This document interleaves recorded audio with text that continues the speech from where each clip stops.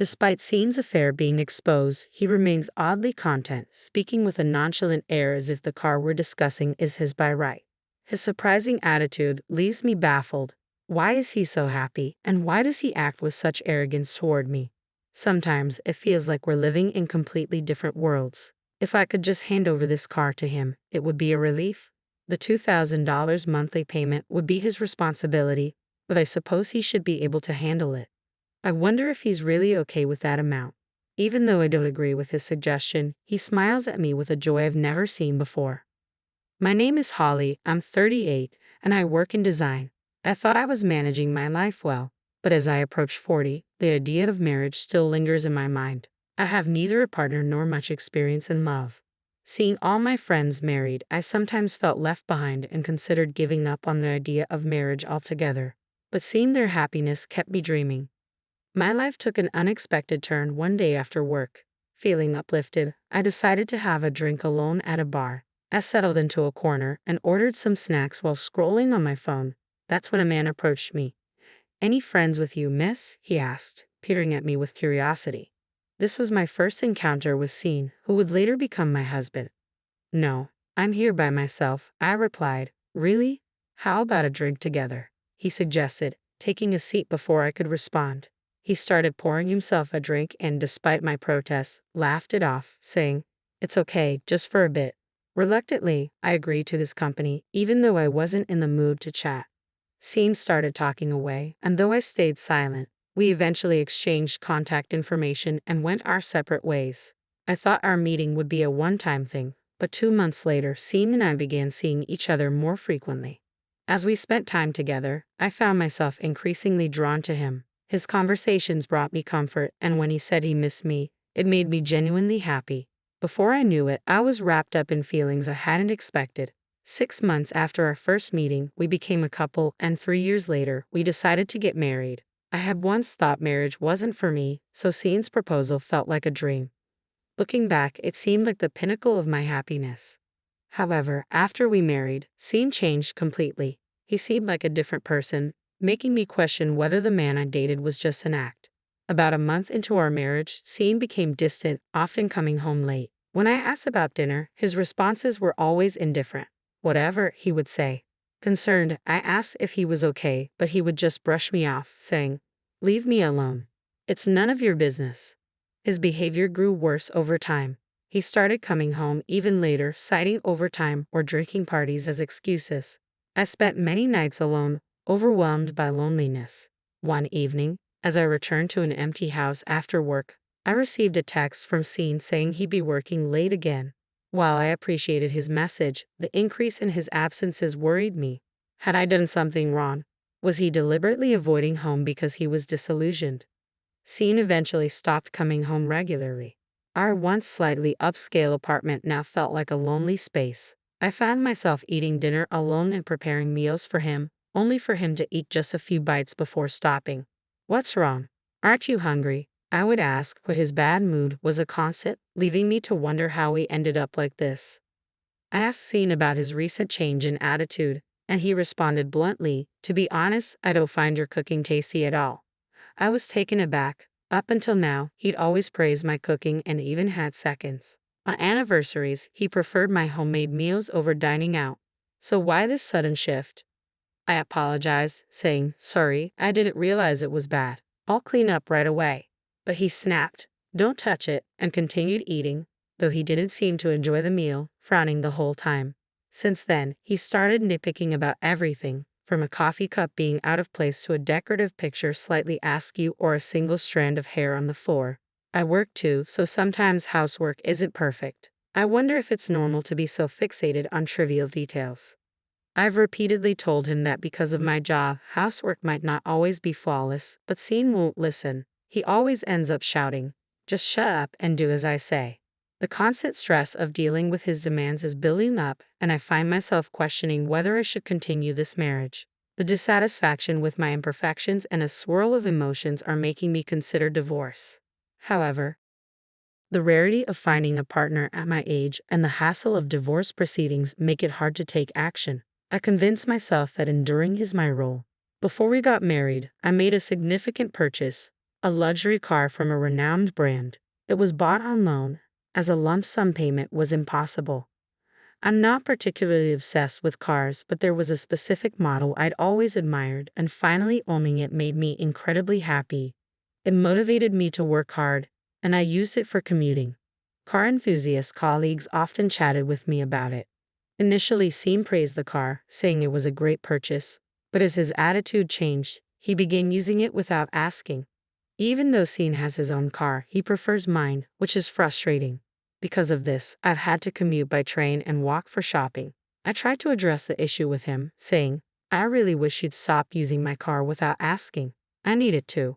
Sean dismissed my concerns, responding, What's the big deal? It's fine if I use it. I replied, It's not fine with me. He retorted, I don't care about you. You're commuting by train now, so it's fine. Stop complaining. You have your own car, don't you? I prefer yours. Just let me use it without making such a fuss, Sean said, ending the conversation without listening to my concerns.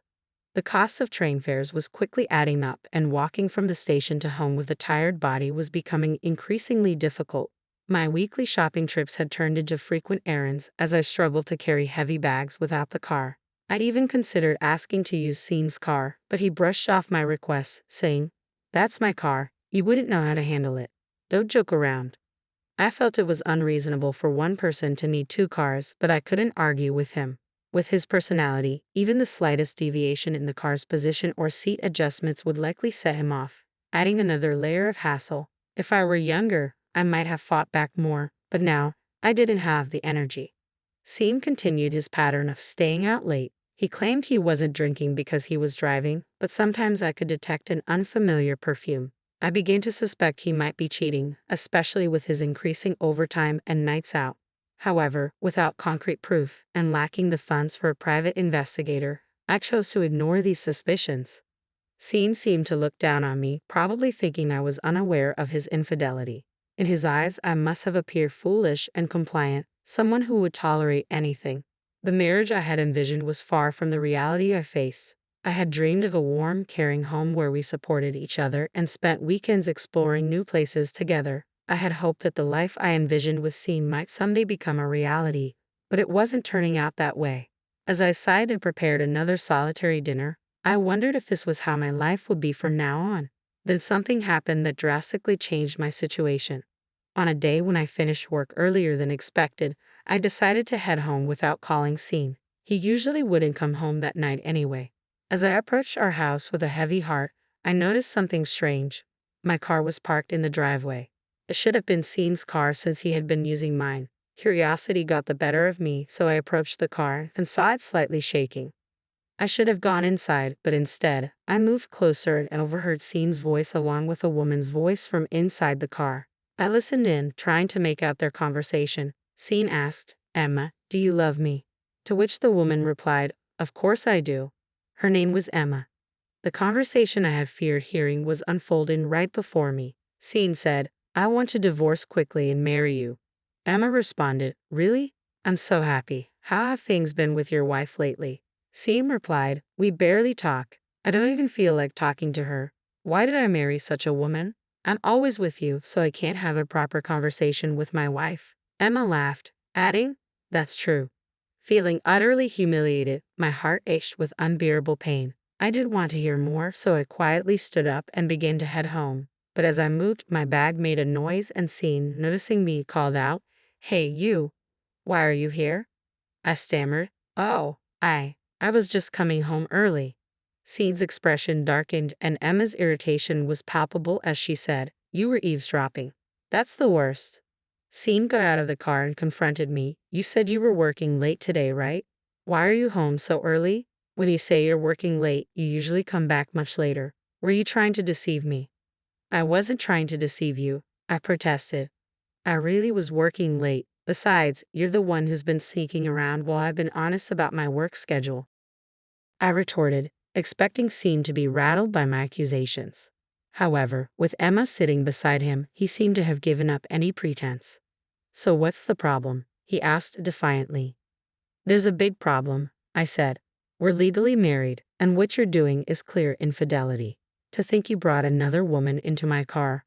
Sean shrugged dismissively. So what? I'm using it now. This car is ours from now on. I was so taken aback that I couldn't respond. His blatant disregard and brazen attitude left me speechless. It was as if he was daring me to argue further. If he wanted the car, fine. Let him have it. I thought, if they want the car, they can take over the loan payments too. The loan is $2,000 a month. I hope he can manage that. In reality, I was paying $22,000 a month on the loan, which was a stretch but manageable with my income. It seemed absurd to keep paying for a car that Scene now claimed. I'll give you the car, I said, but you'll have to take over the loan payments. Scene's response was immediate. Why should I? You should keep paying. Can't you afford it? I deliberately provoked him, and his anger flared. Fine, I'll pay, he snapped, caught off guard by the amount I mentioned. A few days later, I transferred both the card and the loan to Scene. When he received the documents detailing the loan amount, he didn't seem surprised. Whether he truly realized the burden of the $2,000 monthly payments or simply hadn't checked was unclear, but he seemed eager to finalize the transfer and move on. With the car issue resolved, we proceeded with filing for divorce. I hired a lawyer, anticipating that Scene's infidelity would be a major factor. The lawyer took on the case with enthusiasm, and after several weeks of preparation, the day of the confrontation arrived. Scene was clearly furious, and Emma stood by his side, displaying an arrogant demeanor. I was advised multiple times that hiring a lawyer was excessive, but I knew it was necessary. As the case progressed, it became evident how Scene and Emma had met and what kind of person she was. Emma was the daughter of an executive at Scene's company and also worked there herself. Scene was aware of her background when they started their affair. Although Scene was clearly at fault for pursuing her, Emma was also complicit for engaging with a married man. I demanded a divorce, sought property division, and asked for compensation from Emma for the emotional distress she caused. Scene, seemingly desperate, offered to settle any demands I had, saying, property division, divorce, do whatever you want. How much is it? I'll pay if that's what you want. Emma, on the other hand, was adamant about not paying compensation. Why should I pay? It was Scene who approached me first, she argued. But you knew he was married when you got involved with him. I have suffered mental distress because of your actions. You can't avoid payment, I countered. Emma stubbornly refused, saying, absolutely not. What if this gets out to your parents or workplace? I replied, I could send evidence by mail if necessary. Emma dismissed my threat. Evidence? Do whatever you like, she said, seemingly unconcerned. But I wasn't merely making empty threats. If she'd insisted she didn't care, I wouldn't hesitate to act. Since Scene and I were already finalizing the divorce, we completed the proceedings that day. Scene agreed to the property division, and we settled everything and went our separate ways. As promised, I sent the evidence to Emma's workplace. Apparently, Emma didn't believe I would actually follow through. I was later informed by my lawyer that she ended up having to pay compensation as well. After the divorce, I moved to a house closer to my company and relished the freedom from both personal turmoil and car loans. It was incredibly liberating not to worry about others' actions. Sometimes I wonder if my life would have been smoother had I not married Scene. There's a tinge of regret, but my colleagues at work often comment on how much more relaxed and content I look now. From now on, I plan to live quietly, focusing on my own well-being and financial independence. No more marriage for me. I have decided to live my life solely for myself. But about 3 months after the divorce, I was caught off guard when I suddenly received a call from Scene. Curious about the reason, I answered the phone. Hello. Hey, what's this all about? Scene's voice was tense. What's with this red envelope? A red envelope? I wondered if it was some kind of demand notice. Calm down and tell me what's wrong. Scene, clearly agitated, continued, what's this red envelope about? When I opened it, it was a demand for car loan payments. I was taken aback. You've been paying $22,000 a month? Scene replied, I had no idea. I thought it was $2,000 a month. Didn't you know? I said, when we transferred the car's ownership and took out the loan, the amount was clear. Maybe you didn't pay attention because I was managing the payments. Scene was frustrated. I never imagined it would be $2,000 a month. Can't you continue making the payments now? I responded, even if I continued making the payments, you'd end up using the car. We're divorced now. I'm not obligated to meet your demands. You insisted the car was yours in the first place. You can't just ask for payments now. Scene pleaded. Don't be like that. We were married once. Even though we're divorced, we were in love, right? Help me out a little. I was incredulous. In love? I've struggled for your sake all this time while you've lived as you please. Now you turn to your ex-wife for help. That's convenient. If you received a payment notice, you better get the money ready and settle it yourself. Scene lamented, but I can't come up with that kind of money. I said firmly, you're the one who promised to pay off the car loan. You need to take responsibility for your own words. Scene's anger was evident over the phone, but I had nothing more to say. I ended the call and refused to answer his subsequent calls. After ignoring him for a while, it seemed he eventually gave up as no more calls came through. 6 months later, I was still enjoying a comfortable life on my own. Moving closer to my office had made commuting easier, and I had more personal time to myself. I had taken up visiting art galleries as a new hobby and was enjoying my weekends exploring new exhibitions. One day, while I was relaxing, my smartphone rang with Scene's name flashing on the screen. I hesitated but eventually answered, wondering what he wanted. His once assertive tone was replaced by a weak, faltering voice. Holly, it's me, Scene, he said. I responded coolly, what do you want? Scene's voice was barely audible as he admitted, I can't make the payments anymore. Can you help me? Surprised but curious, I asked, help you with what? Scene started revealing details he had kept hidden. After our divorce, he had lost his job. The scandal of his affair with Emma, the daughter of a company board member, had led to his forced resignation. Emma had abandoned him, and despite his efforts to find new employment, he struggled with temporary and part-time work. Eventually, he sold both his cars, moved out of his rental, and returned to his parents' home. Scene had hoped that living with his parents would stabilize his life, but then his mother fell ill and required care. With his father aging, Scene had to juggle work and caregiving responsibilities. The car loans he had left behind still loomed over him, adding to his financial woes. Please help me. How about we get back together? It would be easier for you too, Scene pleaded. Easier for me, I responded sharply. If I got back with you, I'd end up shouldering the car loan payments and all other living expenses. Everything would fall on me, and it would be even harder than before. I've said it before, you're incredibly selfish, thinking I should reconcile so you can relax while I handle all the burdens. That's not true, Scene protested. Do you really think so? Do you understand the scale of the problems you've caused? I asked. You left your job and were abandoned by your girlfriend because of your affair. It's hard to care for your parents, but your situation is a result of your own actions. Scene was left speechless. I continued, I don't understand why I married you in the first place. If I could meet my past self, I'd warn her against it. And now you expect me to agree to reconcile? I can't believe you're asking this after everything. Scene's pleas were desperate, but I remained firm. I'll make sure you keep paying the loan. Take care of yourself. You can beg all you want, but I'm not agreeing to reconcile. Don't contact me again. Wait, Holly, hey, he shouted as I hung up the phone. After that call, there were no more attempts from Scene to reach me, no emails, no texts, nothing. His urgency seemed to fade, and it felt like he was just trying to justify himself, portraying himself as the victim. 6 months had passed since our last contact, and I continued to enjoy my comfortable life alone. My new hobby of visiting art museums had become a cherished part of my routine, and my room was now filled with art catalogs and postcards. I even began thinking about visiting art museums abroad.